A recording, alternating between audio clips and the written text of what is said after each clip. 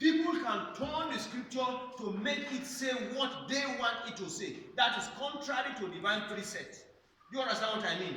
Kana iya juye Bible yadda ka ga dama ya faɗi abin da kake so. You can do that. Because now, take for instance, that was what the devil did. When Jesus was quoting scripture, jump from heaven, he now quoted Psalms 91. He said, the devil said, it is written, God is going to send his angels to hold you so that you don't dash your leg on a stone. Jesus told him, it is written, you shall not tempt the Lord your God. So you can twist the Bible to make it say whatever you want to say, out of context, however. But you can use it to say whatever you want it to say. But however, God's foundation standeth sure. Out of context, you are on your own.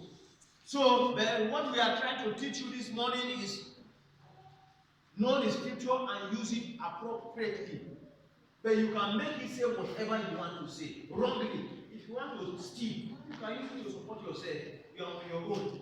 If you want to support somebody's daughter, you can use it like the devil did. At least I have a scriptural backing that you can use it out of context but wrongly. Because the devil did that. He said Jesus should fly from heaven. And he quoted Psalms 91. And that is what a lot of people do today. They quote the scripture out of context to suit their own personal purpose, not the purpose of God. But you should know the scripture because it's very important. So that no one deceives you. Know it for yourself.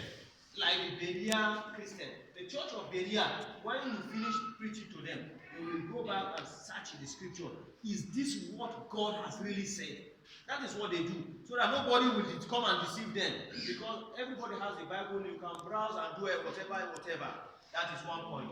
The next point is number 8, Kenanko.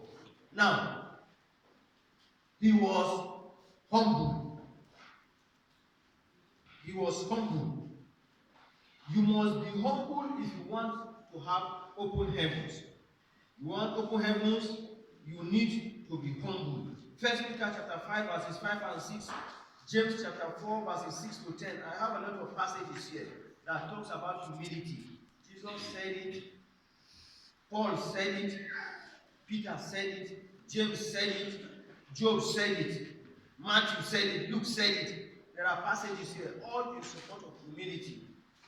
Let's just take one passage. I don't even know which one now. Okay, James chapter 4 verse 6 to 10. If you are there, read it. Maybe I will stop you on the way. James chapter 4 verse 6 to 10.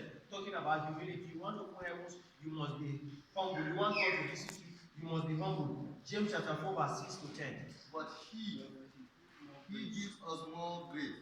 That is why scripture says, God opposes the proud, but gives grace to the humble. It's okay. God opposes the proud. So if you are proud, God will oppose you. He will not give you grace. Grace means alheri in Hausa. God will not do alheri for you. You understand? God will not grant you grace. So you want open heavens, you must be humble. Otherwise, heaven will not be open over your head.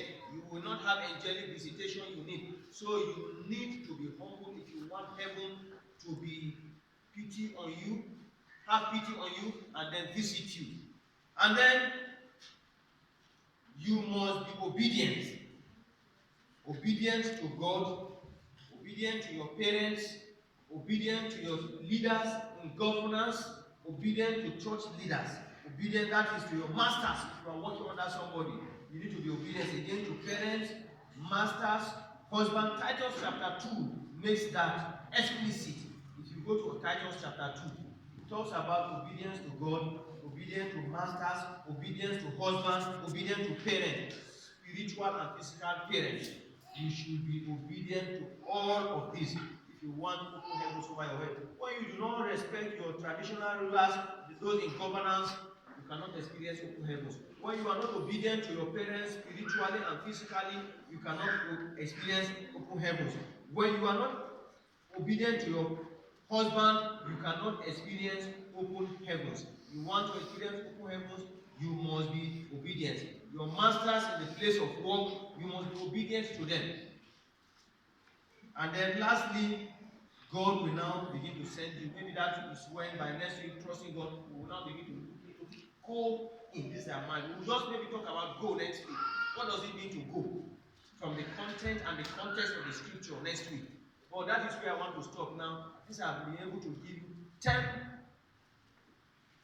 aspects, reasons why, or how you can experience open heaven. Ask me questions.